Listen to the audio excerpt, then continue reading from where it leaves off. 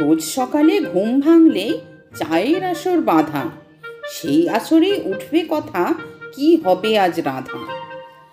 আলু পোস্ত, চিংড়ি পটল কিংবা ঢেঁড়স ভাজা, এসব তো রোজের খাবার, কি আছে তার মজা?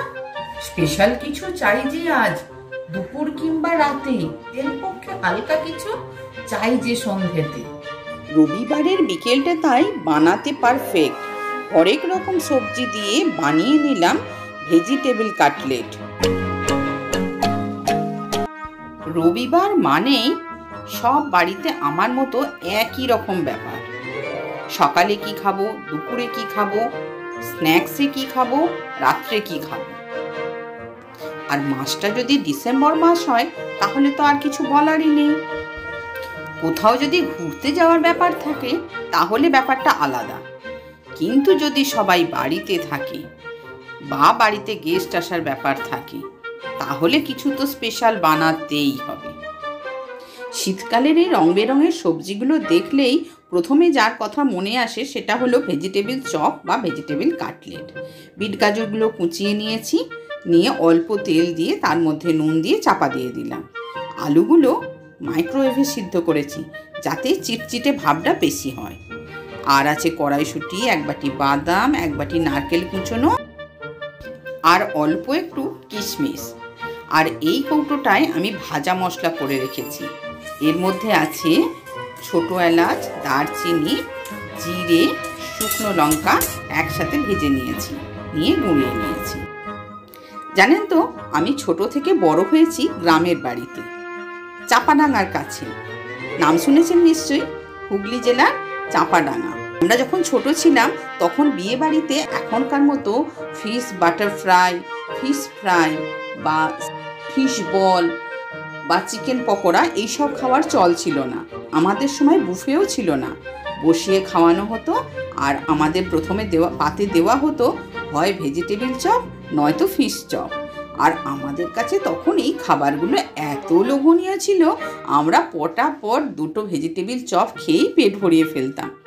বড় আনন্দের ছিল সেই সব দিনগুলো, জানেন তো। আমার হাজব্যান্ড শীতাংশু, ওরও এই একই বক্তব্য।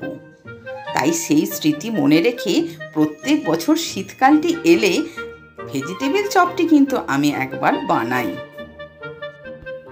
দেখুন, আপনাদের সাথে গল্প করতে করতে আমার অ্যারারুট রেডি করা হয়ে গেছে, সবজিটাও সিদ্ধ হয়ে এসেছে।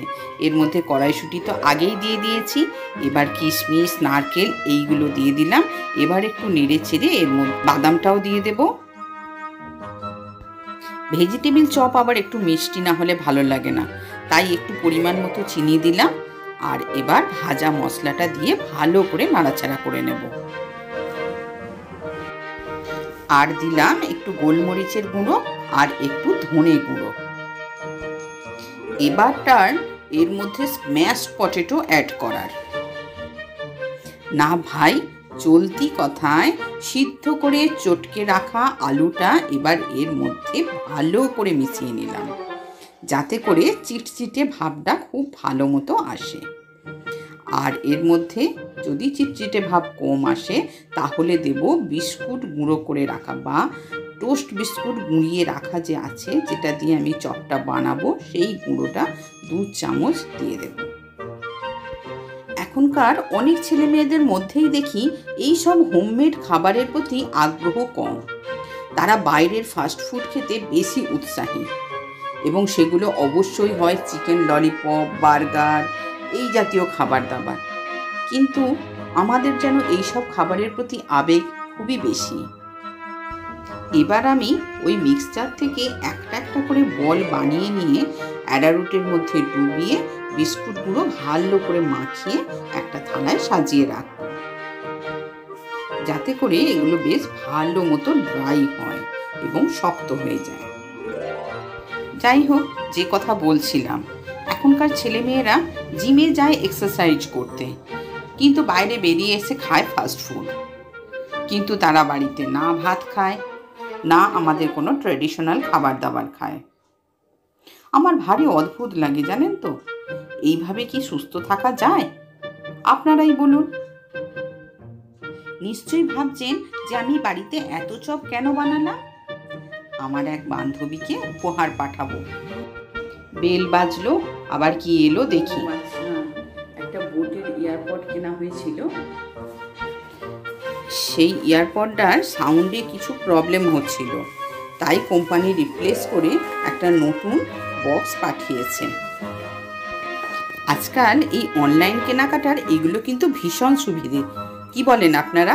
কোথাও যেতে হলো না, বাড়িতে বসেই এর একটা রিপ্লেসমেন্ট হয়ে গেল। যাই হোক, দুপুর গড়িয়ে বিকেল হলো, আর বিকেল গড়িয়ে সন্ধে, আর শীতকালের বিকেল মানে তো হেমন্তকালের মতো, নামেই তার উপস্থিতি। আমারও ভেজিটেবল কাটলেটের প্লেট রেডি হয়ে গেছে। একটু স্যালাড কেটে নিয়েছি, একটু সস দিয়েছি, আর এই কাটলেটগুলো উপহার পাঠাবো আমার বান্ধবীকে।